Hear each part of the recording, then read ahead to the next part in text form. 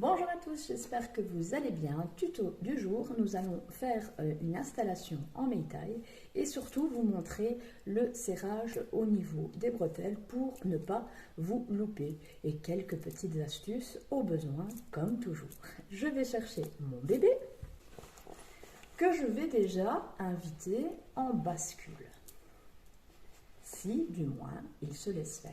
Donc ses mains proches de la bouche, ma main qui va se soutenir son creux de genou. Hop. Voilà. Et c'est là qu'on peut voir justement l'écart naturel de notre bébé.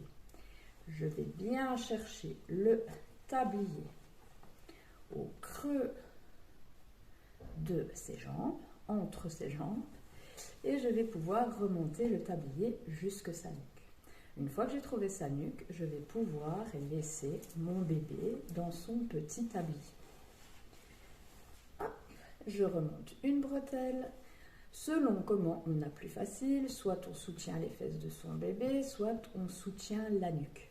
Votre bébé se sentira toujours le plus maintenu par ses fesses, mais je sais que voilà, on n'est pas à l'abri éventuellement d'un coup de nuque. Donc voilà, maintenez ce que vous vous sentez plus à l'aise. Pour tenter de maintenir une bascule et que sa tête repose bien sur votre torse, la petite astuce que je donne souvent, c'est d'aller chercher votre creux du bras dans son creux de genou et votre autre main, hop, au niveau de son autre genou. Et du coup de faire, hop, un beau petit nid. Je vais donc commencer mon serrage. Je vais aller chercher mon bord opposé, mon pan opposé, mais par en dessous de l'autre. Pourquoi pas au-dessus? Parce que je peux après me risquer de la bloquer et du coup, je vais galérer pour aller la rechercher après. Donc vraiment, je vais chercher hop, à l'opposé. Et petit détail, de ne pas oublier quand vous avez des pans déployables, donc on peut déployer sur ses épaules, étaler sur ses épaules. Je vous invite à déjà bien les placer sur vos épaules. Donc j'ai été chercher mon bord, juste le bord, et je vais le serrer hop, vers l'arrière. Et il est midi. Et puis mon deuxième pli et mon troisième pli.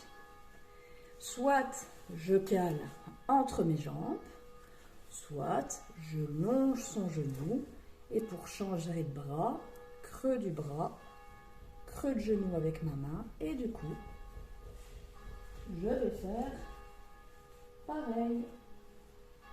Je tire vers l'arrière et je reviens devant. Deuxième pli, troisième pli. Je peux au besoin me dandiner, je serre, et puis je vais pouvoir faire mon double nœud. Je ne veux pas qu'on... C'est là qu'on peut justement faire un peu manquer de circulation. Vous avez serré autour de vos épaules, ça ne sert à rien d'aller serrer au niveau de son creux des genoux. Donc vraiment, juste, ça accompagne ces petites jambes, je serre, je passe en dessous. Voilà, je ne le laisse pas là, justement pour ne pas perdre au fil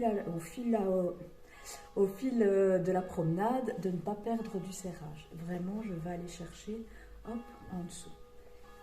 Et là, pareil, en dessous. Et je vais pouvoir faire mon double nœud.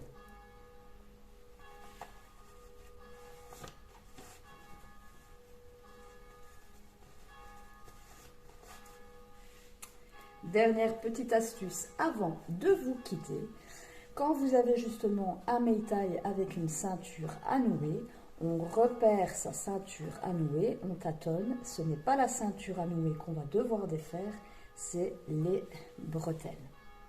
Autre astuce pour spécifiquement les fidèles, comment on reconnaît? Alors la ceinture ventrale, ce sont des bouts arrondis, alors que la ceinture, les bretelles, ce sont des bouts pointus. Voilà, j'espère que ce petit tuto vous aura aidé. N'hésitez pas à me le dire en commentaire, à me laisser ou à me poser vos questions éventuellement. Vous le savez, je suis toujours disponible. Et voilà, je pense qu'on en a fini. Portez-vous bien et à la prochaine.